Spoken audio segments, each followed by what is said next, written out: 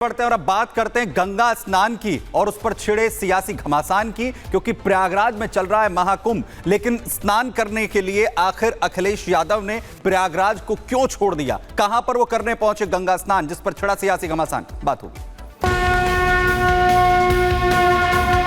गंगा स्नान इसलिए करने आते, पाप करते हैं, अपने पाप धोने जाते हैं। सावधान, कौरव हो तुम, कौरव। अखिलेश सरासर झूठ बोल रहे हैं। अखिलेश पे सहन नहीं हो रही है।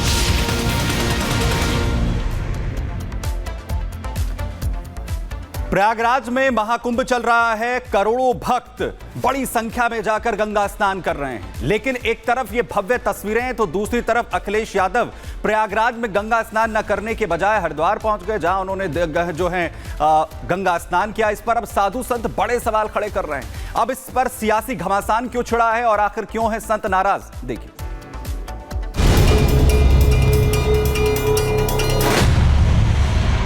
कौरव हो तुम, कौरव।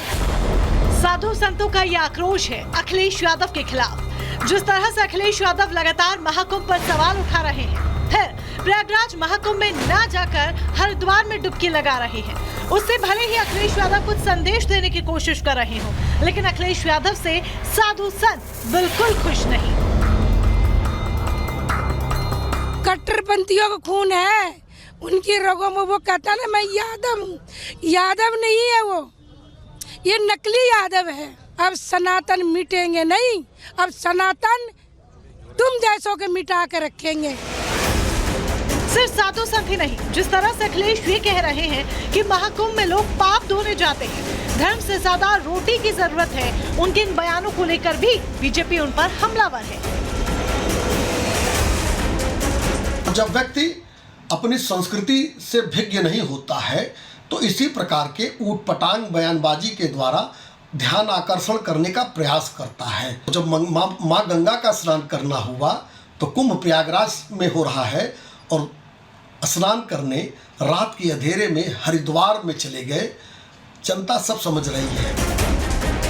सियासत जोरदार हो रही है। आरोप लग रहे हैं कि अखिलेश अपने वोट बैंक को खुश करने के लिए सनातन का बार बार अपमान कर रहे हैं। Bureau report, Republic Bharat.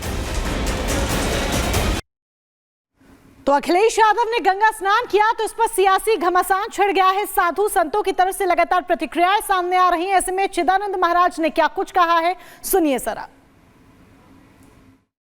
जो सपा के अध्यक्ष हैं अखिलेश यादव, उनका बयान आया था कि धर्म से ज्यादा रोटी महत्वपूर्ण है, और उसके बाद देखा गया कि वो प्रयागराज जहां सभी सनातनी स्नान करने के लिए आ रहे हैं, लेकिन वो हरिद्वार गए स्नान करने के लिए।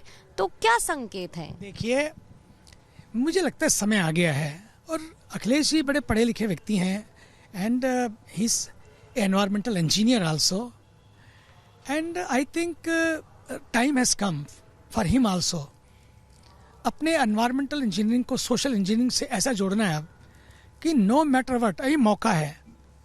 कुंभ तो होगा और बढ़िया होगा, सुंदर होगा, सफल होगा, लेकिन ये मौका है, हम इसकी सफलता में साथ साथ अपने हाथ बढ़ाएं, खड़े करें। मैं तो कहना चाहूँगा, राजनीति के चश्मे से देश को मत देखें।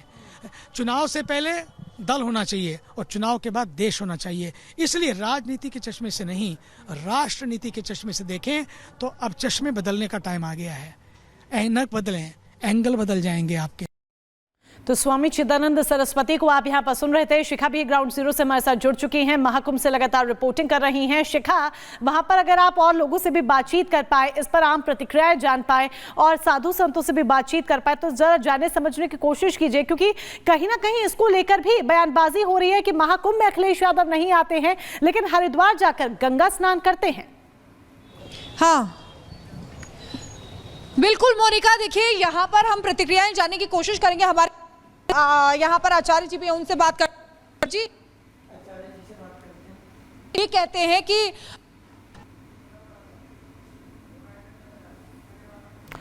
तो शिखा का हम जल्द रुख करेंगे, लेकिन आपको यहाँ पर तस्वीरें दिखा दें। अखिलेश यादव महाकुंभ में नहीं जाते हैं, लेकिन मकर संक्रांति के अवसर पर वो हरिद्वार जाकर गंगा में आस्था की डुबकी जरूर लगाते हैं। अब इसको लेकर भारतीय जनता पार्टी हमलावर है और लगातार बयानबाजी भी हो रही है।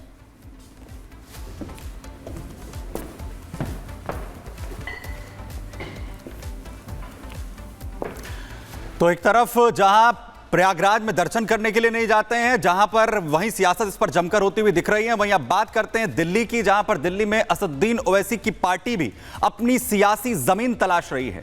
ओवैसी की पार्टी दरअसल AIMIM की तरफ से इस बार करीब 1 दर्जन सीटों पर उम्मीदवार उतारने का फैसला किया गया, लेकिन दिल्ली दंगे के आरोपियों को टिकट देकर ओवैसी बुरी तरह से घिरते हुए दिख रहे हैं। सवाल उठाए जा रहे हैं कि ओवैसी को कोई और उम्मीदवार आखिर क्यों नहीं मिला। तो यह कहा जा रहा है कि दिल्ली के चुनाव में भाईजान क्या दंगाइयों के भरोसे इस बार हैं, जरा देखिए।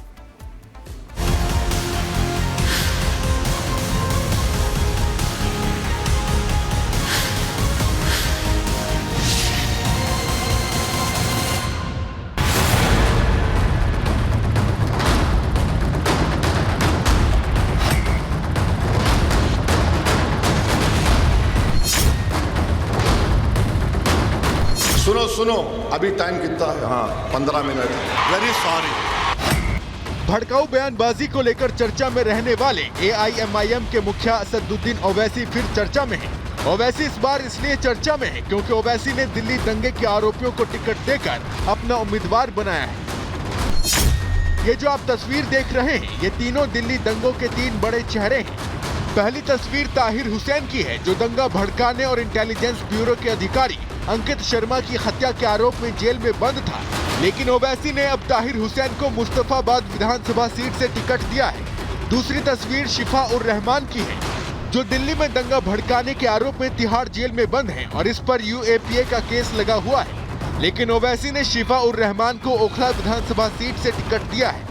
तीसरी तस्वीर जो आप देख रहे हैं, ये दिल्ली दंगे के पोस्टर बॉय शाहरुख पठान की है, जिसे ओवैसी टिकट देकर चुनाव मैदान में उतारने का मन बना रहे हैं। दिल्ली दंगे के आरोपियों को टिकट दिया गया है तो विवाद भी हो रहा है, लेकिन ओवैसी दिल्ली दंगे के आरोपियों के साथ खड़े नजर आ रहे हैं। ओवैसी ने दिल्ली दंगे के आरोपियों को टिकट दिया है तो इस पर सियासत भी हो रही है, जिसके सेंटर में खुद ओवैसी हैं।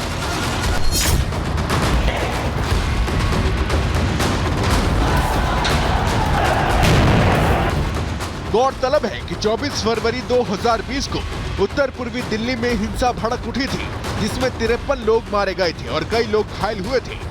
इस हिंसा को भड़काने में ताहिर हुसैन, शिफा उर रहमान और शाहरुख पठान का नाम सामने आया था।